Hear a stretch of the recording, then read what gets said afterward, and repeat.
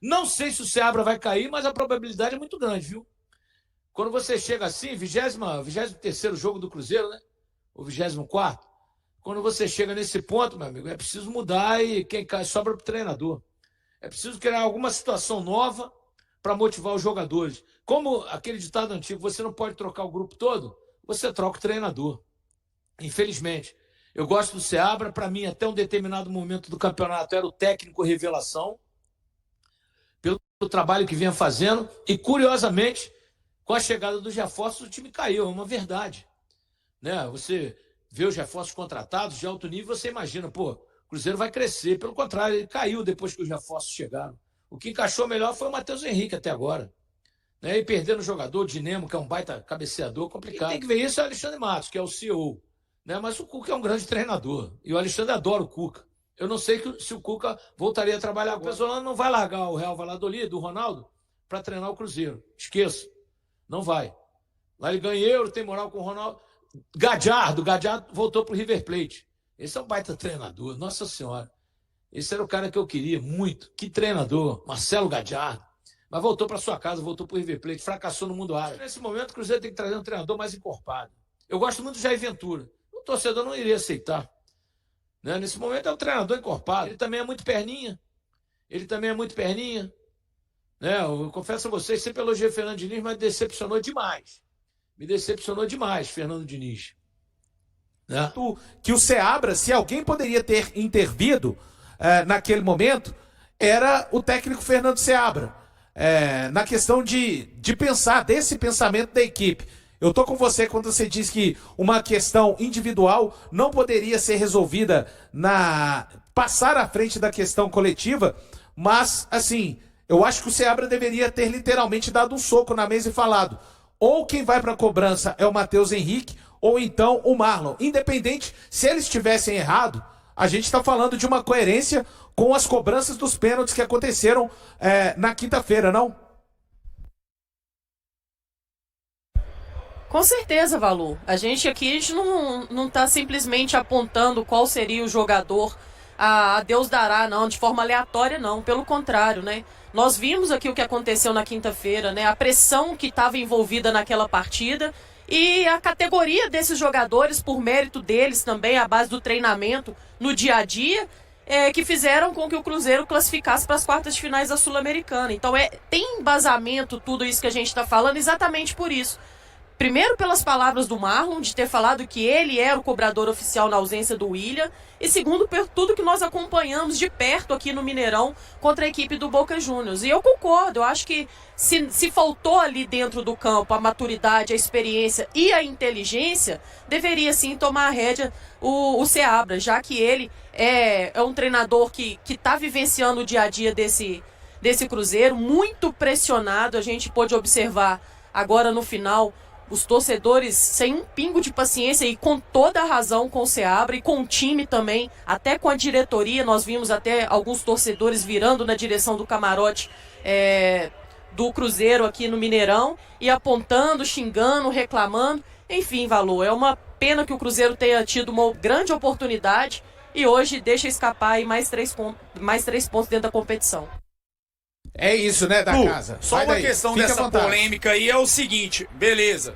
Vamos fazer uma pelada aqui da Samuca TV, teve um pênalti, aí chega lá e eu converso com você. Ah, Valu, quer bater? Eu bato, beleza. Time profissional, isso aí tem que ser acordado antes. Batedor número 1 é fulano, batedor número 2 é ciclano. Então, tem algumas, né, várias na verdade, situações que o jogador tem que ter autonomia. Né, principalmente na última parte do campo, tomadas de decisões, mas isso daí, a caneta é do treinador. Valu, você é o batedor, se você não tiver, vai Amanda, depois é o da casa, não é bagunça de na hora decidir não. Isso dali pra mim foi um erro muito grande, mesmo porque o Caio Jorge tá longe de ser um cara para cogitar bater pênalti. Primeiro, você vai fazer um gol. Segundo, quando teve uma disputa de pênalti com 5 cobranças, nem entre os 5 você tava. Então, em um jogo desse que pra mim eu encaro como a final, baseado em que você tem argumento e autoridade pra querer bater. Então, faltou pulso do Seabra também. Essa decisão pra mim é 100% dele. Nesse requisito não é jogador que escolhe nada não. É por aí. É por aí. Mais de 23 mil pessoas ligadas aqui. Você tem treinado pênalti? Você é o batedor oficial de pênalti do Cruzeiro? Sim, eu vinha treinando, sou um dos batedores, sim, oficiais. Guilherme machucou ali, infelizmente. Esperamos que não seja nada grave com ele. Mas em relação ao pênalti, eu vinha treinando e estava bem confiante e decidi bater. Obrigado. Ô Caio, rapidinho. Você falar sobre aquele momento no pênalti, assim, como que, você não pode responder, mas a gente não estava ali. Como que se deu aquela hora do pênalti? Você chega, pegar a bola, estava com o Marlon, já era combinado isso?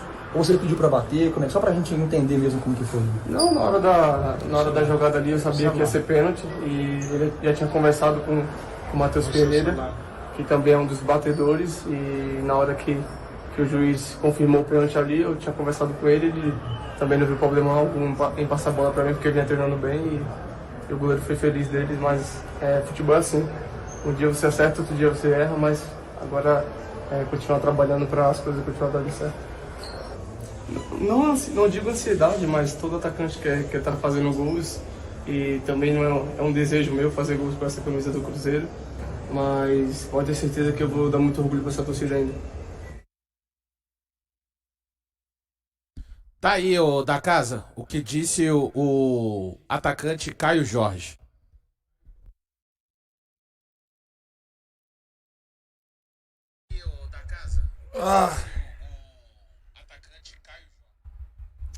Vamos lá, Valu. A incoerência tomou parte, né? Primeiro, ele falou que é um dos batedores. O próprio Seabra falou que não, ele podia estar treinando. O primeiro era o Marlon e o segundo é Matheus Henrique. Aí você vê como é que as coisas são tão bagunçadas que ele falou o seguinte: eu vi que ia ser pênalti, eu falei com o Matheus Pereira, que ele é um dos cobradores. Eu conto ou você conta, Valu? O Matheus Pereira não é um dos batedores, Caio Jorge. Inclusive, teve 5 pênaltis aqui contra o Boca Juniors, ele não bateu nenhum. Quando o William tá, é ele que bate. Então, aí que você vê que tá faltando até uma certa comunicação. Tanto é que o batedor ali é o Marlon, né? Depois, seguindo o raciocínio ali, é o Matheus Henrique. Só se você confundir o Matheus aí na hora de falar da zona mista, e pode ver que o Marlon pegou a bola, né? Então você vê que tem até uma falta de comunicação ali, tá meio até desorganizado as falas. Né, do cobrador, do que não vai cobrar, pega a bola, espera todo mundo passar para entregar pro cobrador. Você bateu bem contra o Boca, o Matheus Henrique também. Por que vocês dois não bateram dessa vez? Foi um pedido do Caio? Foi alguém que instruiu? Como é que foi isso aí? Olha, como eu disse, né, tem alguns batedores que treinam diariamente, eu sou um desses batedores.